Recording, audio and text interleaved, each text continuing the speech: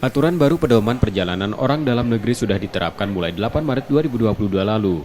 Pelaku perjalanan dalam negeri kini tak perlu melakukan tes PCR atau antigen, namun mereka hanya disyaratkan mengikuti vaksinasi lengkap atau sedikitnya 2 dosis.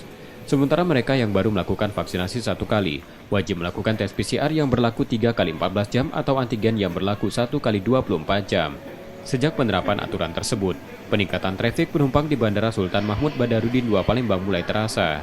Otoritas bandara mencatat, dalam sehari pergerakan penumpang mencapai 4.800 hingga 5.000 orang. Peningkatan mencapai 82% dari periode yang sama tahun lalu, sementara tingkat keterisian pesawat rata-rata mencapai 100%.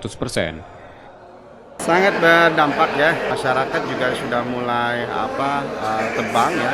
Kemarin saya sampai dengan saat ini juga melihat di lapangan bahwa banyak penumpang juga yang membawa keluarganya untuk berpergian, baik itu dinas ya maupun juga mengunjungi keluarga, sanak keluarga, dan pergerakan penumpang dari tahun lalu cukup signifikan ya, itu sekitar kenaikan 82% dari tahun lalu ya.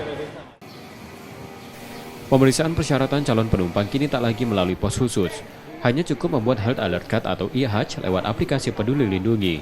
Aplikasi tersebut memuat status vaksinasi yang bersangkutan. Setelah dihapus itu cukup meringankan lah, jadi nggak terlalu ribet untuk nyiapin apa-apa itu aja kan.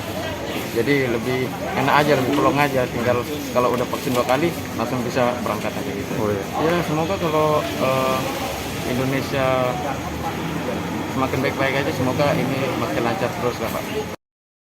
Seiring naiknya penumpang, otoritas bandara tetap meningkatkan kewaspadaan khususnya menjelang Ramadan dan Idul Fitri. Rizky Nurmizan, Kompas TV, Palembang, Sumatera Selatan.